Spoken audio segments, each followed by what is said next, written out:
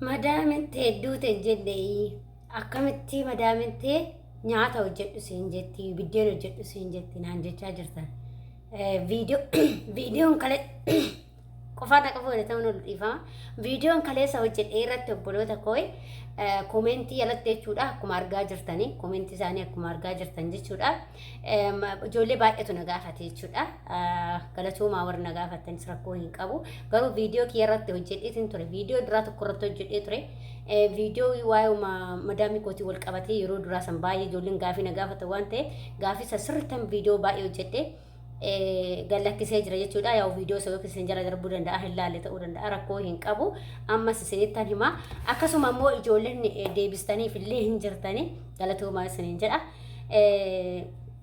Egaa ka hordoftoota koo akkasuma immoo ijoolleen yoo gaafii waan baay'ee na gaafachaa jirtanillee viidiyoo akkaataa itti hojjedhuun dhabee dhiifama sin gaafadha sumaan jechuudha.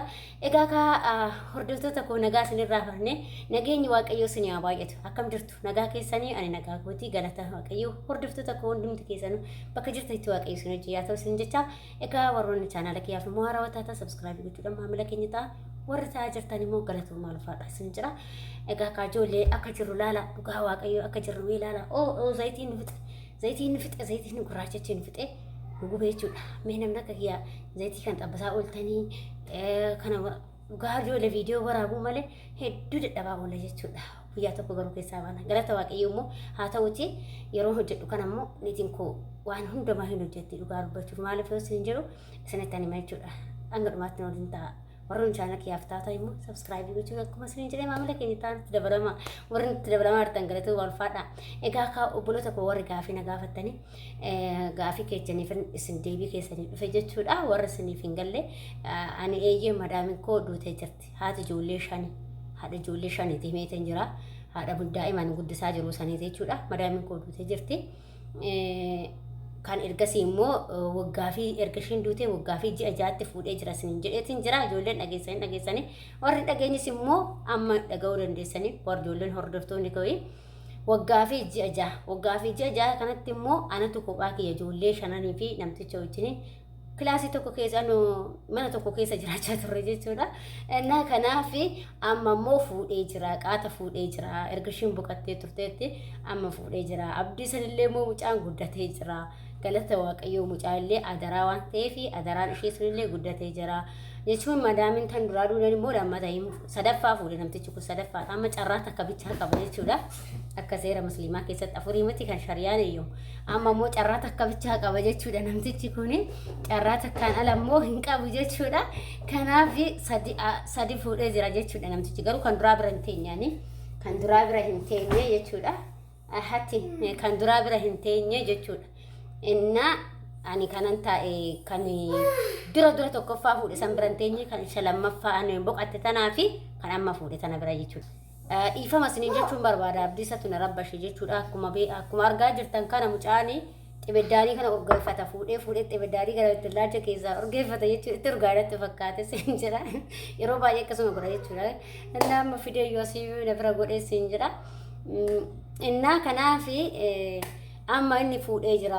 Kanaaf immoo inni sadi fuudhee sadi keessaa kan tokkoffaa bira hin teenye kan lammaffaa fi kan sadaffaa tana fuudhee bira taa'e jechuudha. Kanaaf immoo sadeen lamaan duraa lama kan boqotte tunii fi kuni dhugaa amalli isaanii baay'ee nama gaariidha jechuudha. Tuunfaa asirii kan amma addisiisuun ani yeroo duraa san waan hin beekneef badduu si'aa ture garuu baay'ee nama gaariidha. Maaliif hojjettan maaliif gaarummaa hin ta'a madaamiin akkana jechuu dandeessan. Namni ilmi namaa kun addunyaa irratti tokko miti ijoollee. Dogongorina ilmi namaa addunyaa irratti hundi keenya garagara akkuma bifti keenya garagara yaanni keenyallee amalli keenyallee yaanni keenyallee garagara jechuudha. Kanaaf immoo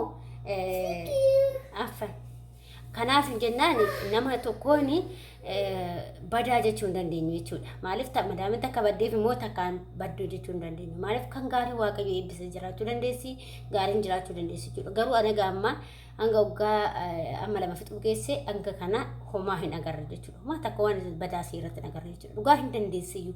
Maaliif hojjettani dhirsa ijoollee shan qabu saraatanyaa wajjin ja'a ana wajjin ja'a jechuudha. Eenyu seeruma sanuu isheen shamara fuudha jechuudha.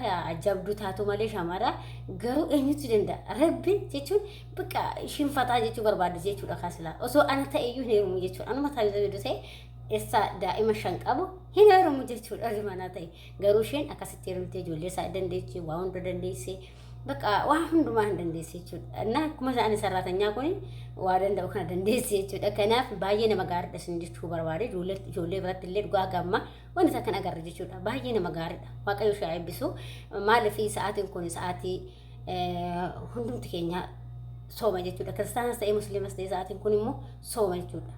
Sooma jechuun immoo waanuma dhuganii waanuma nyaatan qofa kan soomanii wati hin beektanii gurruma keenya kanaanis illee waan akka gaarii dhaga'uu barbaanna malee akka waan badaa dhaga'uu hin barbaannu. Ijji keenya kunillee akka waan gaarii laaltu malee waan badaa akka hin laallee barbaanna. Akkasuma harki keenyallee waan gaarii akka hojjetu malee akka waan badaa hojjetu hin barfeenu jechuudha. Kanaaf jennaan afaan keenya kana keessaas wanta gaariin akka bahu malee akka waan badaan bahu barbaannu jechuudha. Kanaaf sooma jechuun waan gaarii tokko bakka waanuma addunyaa kanarratti gaarii ta'e yoo haasofte bakka waan nama hamii namaatirraa yoo deebite inni soome jechuudha. Garuu ilmi namaa keenya midhaanuma kana bichaa yoo soome midhaatti bichaa immoo saniin booda xaqaxaqate hamii namaatti gachudha jechuudha. Sirrii miti kun. Innaa akkasii sin jedha. Kanaaf maal jechuu barbaade tanani yeroon kun sooma waan ta'eef ani sobuu jamar sundurumaan sobu garuu sobuun hin barbaachisu. Nama tokko waan sii godhe tokko iddoo sii godhanitti guyyizee sii godha sanitti itti himuun gaariidha jechuudha. Hanamma Madamiin koo baay'ee gaariidha. Na gargaarti akkuma sin jedhe baay'ee na gargaarti. Yeroon amma ani qaabeetti kana keessa hojjedhu dhugaa an guyyaa takka sin jedha guyyaa takka guureen beeku. Yeroo amma fotooraa kana nan hojjedha anatu hojjeta garuu isheen hojjettu. Dhugaa dubbachuuf isheen hojjettu. Maal sababii isheen hojjenne isheen dura teechuu mana barumsaati. Hin beektanii dura teechuu mana barumsaati. Isheen kun sa'aatii 8tti baati sa'aatii tokko walakkaatti akka Saudiitti galtee jechuudha. Yoo galte san hin dadhabdii hin raftii jechuudha. Ganama immoo nuti waan taa'aa bultee ganama raftee sa'aatii san kaatee immoo deemtee jechuudha. Innaa yeroo galte san hin raftii yoo rafte immoo sa'aatii 4 walakkaatti 5tti naannoo katti kaatee bakka ammoo waan jiru sirreessitee sifiraa dhattee waan bakka meeshaa hunda dhuftee na achi gurgurtee jechuudha. Ishee gurguraa jechuudha. Waan sirraa ugra namni naqxee naa geessite jechuudha. Maaliif isin hin jedhe beektan? Maaliif jettan yoo nardhamu ishiin akkana goote hin goote jedhe waaqayyotu na arga jechuudha. Namni na beekuu hin danda'u. Ishiin bira jirtu namni na bira hin jiru waaqayyotu na argaa jechuudha. Kanaaf jechuun kanaafini waan gaarii akka dubbannu na taasiseef kanaa jechuudha. Dhugaa waaqayyo ani waan gaarii dubbanna malee waan iddoo isaan natti daban ta'e daba isaanillee akkasumatti nima jechuudha. Garuu guyyaa takka natti dabanii beekanii galata waaqayyo kan ammaatis kan duraatis anomaa hin agarre. Kanaaf immoo nama waan tokko hin arginetti akkanatti yes akkana yoo jedhe waaqayyo na arga jechuudha. Kanaaf boru bakkam deemna eessa deemna jennee isa boruu isa yaadachuu qabna. Har'a addunyaa har'atti namuma yookiin nama gaaris ta'e tan ati yoo nama dabaatti yaadde gaarii miti jechuudha. Kanaaf nama gaariis yaadillee gaarummaa isaa itti himuu qabda malee badduudha ishiin akkasoo hin jedhe mee amma ishiin gaariidha ani immoo badduudha yoo hin jedhen ta'a hin ta'u. Maaliif osoo isheen badduudha taate akka badummaa isheetti nan garuu gaarii waan taateef akkas jechuudha. Innaa kanas hin jedha Madaamoonni immoo hundi tokko miti hundis badduu miti hundi gaarii miti mana badaa jira. Tama argaa ija argaa namaan jaalanne kana jechuudha. Dhugaa obboleewwan koo naallolti amma kun nyaatuma kana nyaattati naan jetti waan si barbaachisu godhattu maali dhalaasii fidaa maali wanni si barbaachisu ati godhattee nyaattu maalidha waan bakka hojii qofaa naan jetti hojii dhiisitii haa taa'u naan jetti bakka hiqaa kanallee akka namaa kana hiqaa kanallee na wajjin itti dhugaa. Bakka yeroo ani yookiin immoo yeroo ani dhiqu mucaan irraa qabdi. Yoo ani kun immoo yoo mucaa qabe immoo ishiin hin dhiqti. Dhugaa akkasitti hojjenne jechuudha. Eenyutu akkasitti Madaamii akkasitti sii danda'a. Sarraatanyaa dhattee yaada ishiitti kan abbaan ishii isatti kaffalaa anis maal rakkadhe ishaan kaleessatti dhufe jettee cajjachuu dandeessi. Garuu nama akkasiitii miti. Baay'ee nama akkuma isheen barumsa olaantuu taate tana sammuudha idee olaantuudha. Dhugaa rabbii jechuudha. Baay'ee nama ragaa jettee bakka waan tokkollee ragabbi jetti bakka jechuudha. Dhugaa rabbii amma ijoollee tokko hin dubbisti ijoollee goddanyoota kiyya yeroon hojii naasaa hojjedhu fa'a inni hojjetti baqaan jijjiitti burtukaan akkana jetti burtukaanuma naan jedhu ana burtukaanumaan na beeku jechuudha. Innaa akkas isin jedha hordoftoota kiyya kanaafi nama tokko gaafa inni gaarii sii ta'e gaarimmaa isaa akkuma gaarummaa isaatti hime eenyumtuu immoo garuu sitti jijjiirama. Amma namoonni tokko maallaan jedhu araboota hin jajin akkasii maal godha ka gaafa ati waa balleessite ilmi eenyumtuu si dhiisu haatiif abbaan keenyayyuu nun dhiisan gaafa balleessine akkasuma seerrillee nun dhiisu jechuudha. Eenyumaayyuu haa ta'u hojjetaa mootummaa ta'e waan ta'e abbaa fe'aa ta'u hin dhiisu seerri jechuudha. Seerri waa seerri hin oolcha dabbii seerri hin oolcha jechuudha. Kanaaf bakka nama sii toletti nama gaarummaa sii inni oolee sanitti gaarummaa isaa himta nama badaasaa immoo badummaa isaa himta jechuudha. Kanaaf baay'ee nama gaariidha jechuun barbaada. Walumaa galatti Waaqayyoon immoo madaame kana rabbi isinitti haa qabu. Hundumti akkana taatee baay'ee bareedaadha. Oduu akkuma akkana ta'e baay'ee bareeda isin jedha. Rabbi amma giddiidha na fuudhanii deeman mana namaa hin deemu jennaan bakka hin deemu jennaan deemudha bakka fuudhanii hin deemu bakka hin deemu jennaan hin deemudha jechuudha. Maaliif ani mana namaa hin jaalladhus waan ta'eef hin jaalladhu mana namaa bakka asuma malee jechuudha. Mandarra deemus hin jaalladhu hundumaa jechuudha. Kanaaf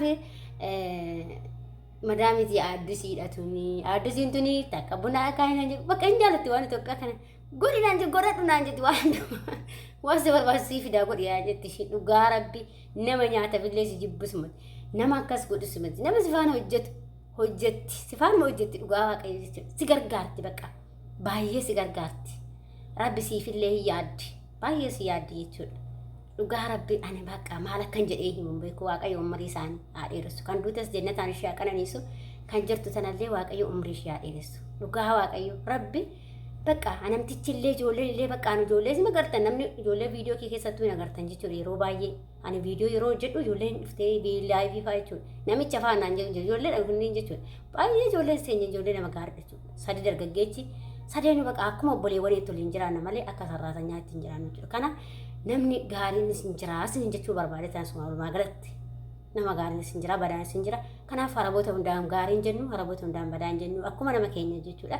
Kanaaf madaamiin koo ishee duraa boqottee jirti kan ishee duraatti boqottee tuni ishee lammaffaadha. Kanaaf deebii isiniif ta'a jireetti laata obboleessa hooyi isinin jaaladha isinin kabaja. Warroonni chaanaala kiyya afaaraa taatan sabskiraaybii gochuudhaan maamila keenya ta'a warri ta'aa jirtan galatoomaa ulfaadhaa isinin jaaladha isinin kabaja. Yaada qeeqa yoo qabaattan gaafii yoo qabaattan koomentii irratti barreessuu hin dagatinaa rakkoon qabu wal gaafanna warri immoo gaafii na gaafachaa jirtanii dhaata viidiyoo keessa isinii hojjedha maaliif biiziin ta'e dhugaa dubbachuu fi har'aa xiqqoo ishee warra narraa deemanii malee biiziin ta'e jechuudha. Maaliif hin beektanii yeroo ramadaana kana ulfaataa kamana miicuu jira kaan gochuu jira yeroo nyaata fixxee jettuu boqonnaa kee fudhachuu jira waan baay'ee jira jechuudha. Kanaaf waaqayyo isin gargaaruu jabaadhaa isinin jedha qamamochee koo isinin jaaladha isinin kabaja hunda keessanuu baay'ee